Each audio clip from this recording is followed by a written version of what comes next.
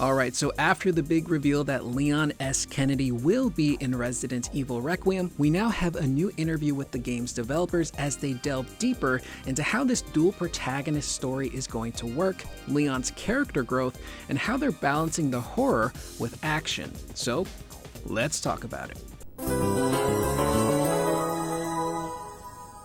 So just to give you guys a heads up, some of the information in today's video may be a bit repetitive because it's essentially the developers confirming a lot of the stuff I had been speculating on in previous videos, so I just wanted to give you a warning there in case a lot of this information might sound familiar. Alright, so this interview is coming to us from Automaton Media, where they sat down with Requiem's director Akifumi Nakanishi and the game's producer Masato Kumazawa. And they start off first with how on earth is this dual protagonist story with Grace and Leon going to work. Nakanishi says, Requiem has just one unified story. As the plot advances, you switch between Leon's sections and Grace's sections. There are even some scenes where they meet. Grace is the biggest scaredy cat in Resident Evil history, while Leon is a seasoned veteran, so seeing how those personalities interact is part of the fun. So this is great. Again, we had speculated in past videos that Grace isn't necessarily going to be action hero person. She's a genuine, probably more realistic portrayal of what it would be like for the average person to be thrust into this type of situation. She's going to be scared. She's going to be incredibly nervous. And you hear that in her voice in that latest trailer from the Game Awards. When she's approaching Gideon, you hear the shakiness, the quiver in her voice as she is completely freaked out with this whole scenario that she's now been thrust into. And that honestly just makes her way more endearing of a character, especially since she's probably going to have a pretty big growth by the end of the game. But it also makes me excited to see the interactions between Leon and Grace. How is she going to react to this really handsome action hero who comes in and saves the day, and what's he going to view her like? So I think the dynamic there could be super cool. But switching back and forth between the two, which we'll cover a little bit more later in the interview, I think is the right move and sounds like it could be really refreshing. Now, what about Leon? What's he going to be doing in this game? Kumazawa goes on to say, you don't need to know the past games to understand the story this time around. The only thing you need to know is that he was involved in the Raccoon City incident. We want players to focus on how he confronts things now that he's older, and how he chooses to deal with the events around him. Nakanishi then chimes in by saying, one thing's for sure, Leon isn't just handsome, he's cool personality-wise too. He's the type who doesn't hesitate to sacrifice himself to save others, but he's not arrogant about it, and he has a passionate inner self. I hope you'll also look forward to the dry wit and subtle sarcasm that only an older guy can bring. The battle this time will probably push Leon to his limits more than ever before, and this is a crucial part of the experience. They continue by describing their approach to designing Leon in the game, with Nakanishi saying, although he's a character who carries a lot on his shoulders, we took a lot of care in refining him to be an Ikeoji, a cool, attractive older guy. The reaction to the trailer on that front have made us happy, he proceeds to laugh. Kumazawa then says there are plenty of Leon fans inside the company too, after all. Nakanishi responds by saying the designers worked really hard. Also, this is Leon's first return to Raccoon City since Resident Evil 2, so seeing how he responds to the place where it all began, now that he's older, is another major point of interest. So all of this sounds really exciting, and it looks like they're gonna maybe delve a little bit further into how all of this affected Leon since RE2 to RE4 to now what he's going to experience within Requiem, which is going to be potentially his hardest battle ever. And this is something that I thought we were going to get in Resident Evil 4, where they kind of teased that Leon has this weight on his shoulders. What happened in Raccoon City in 2 clearly affected him. And while they do kind of touch on that here and there in that game, they don't really dive into it super deep. And in some of the movies, you kind of see like where Leon's at. He's a bit of a drinker. He's a recluse.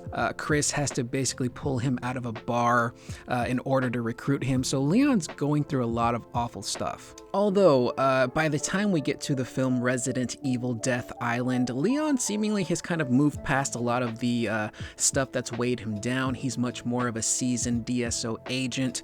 He's willing to work with Jill and Chris and Claire again and Rebecca, and they're basically the Avengers at the end of that movie. So he still obviously has stuff to deal with, but it doesn't seem like it's holding him back as severely until this game, when he's gonna have to go back to Raccoon City, which is going to dig up a lot of those older feelings probably and place him back kind of closer to the mindset maybe of when he was there in RE2.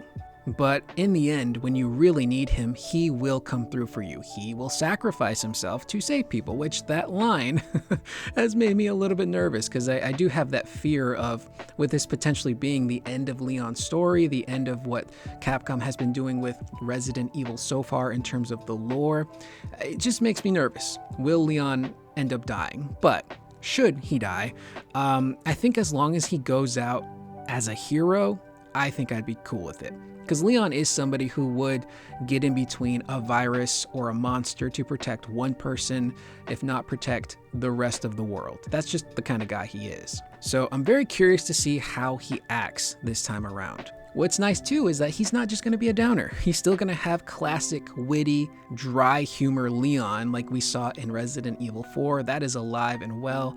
We saw it in the most recent trailer where he's being approached by a zombie doctor who speaks to him and says, "Calm down."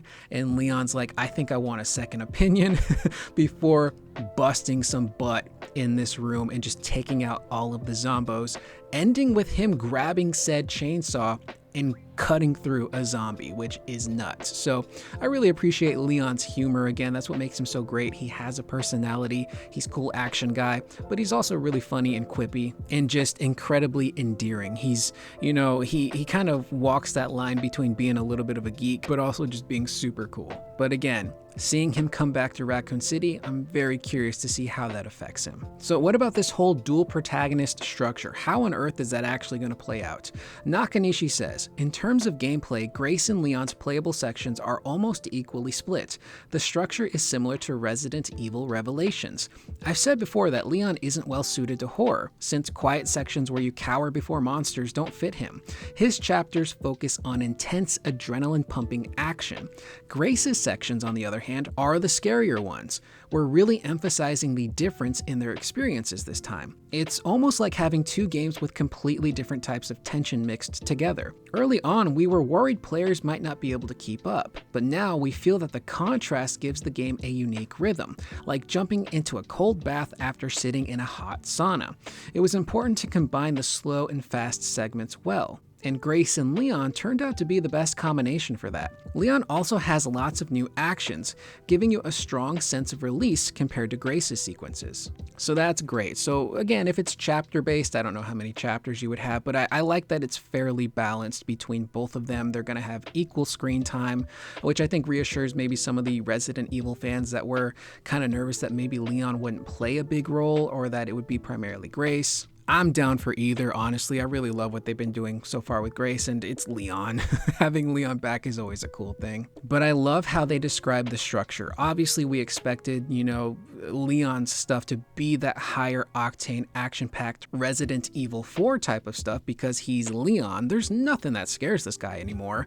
But what's really cool is that you can put him in these scenarios that would normally be really scary. If you were surrounded by zombies and one of them had a chainsaw and spoke to you and then revved up that chainsaw, you'd be terrified. It's a scary scenario, but because it's Leon, he can handle this situation no problem. But as cool as the action stuff is, it is going to be nice to get a reprieve from that, being this cool action hero who can do so many cool mechanics and gun fu and is really capable, and then going back to Grace, who isn't that, who is easily scared, who can't fight back and has to hide in some of these scenarios. I think that's going to make gameplay a little bit more refreshing, but it also keeps the player on their toes because now you've gotten used to being Leon in this action setting. Now you got to pull back a little bit. Now you got to really focus and pay attention because you're in Grace's shoes and you're in scenarios that are much scarier and much more dangerous. So I really like that, and I think it will provide some really nice contrast as well as really refreshing gameplay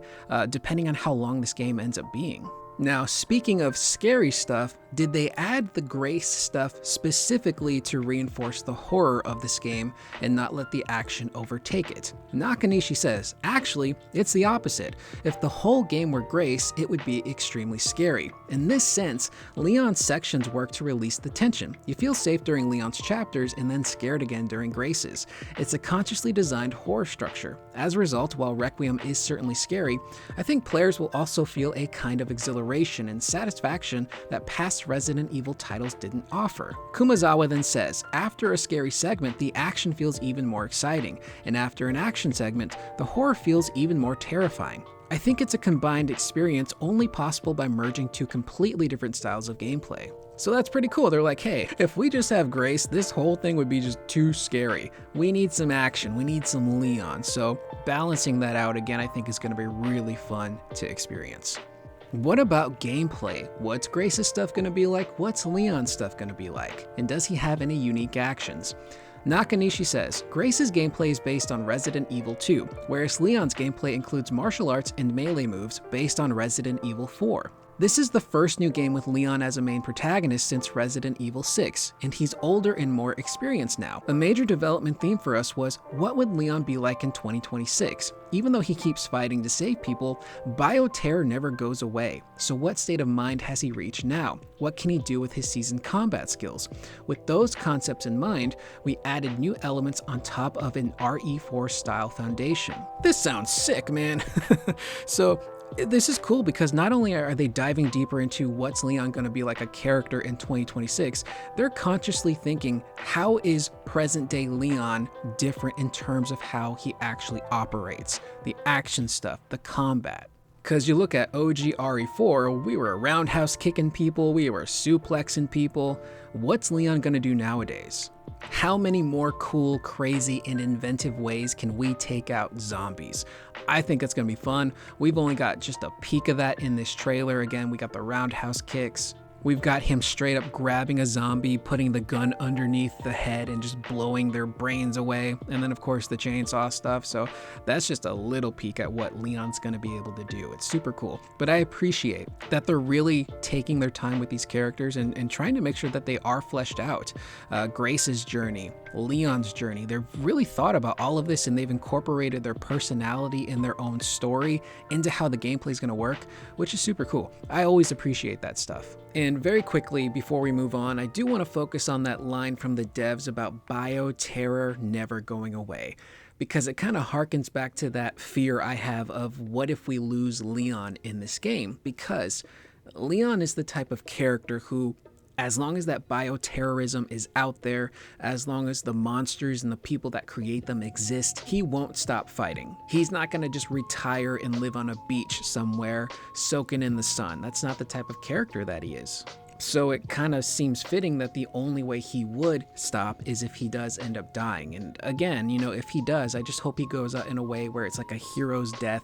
He sacrifices himself for the greater good. And if they should kill Leon, that'd be a really ballsy move. He's one of the most popular characters, not just in Resident Evil, but in video games, period. And no longer relying on that character to push your games is pretty crazy.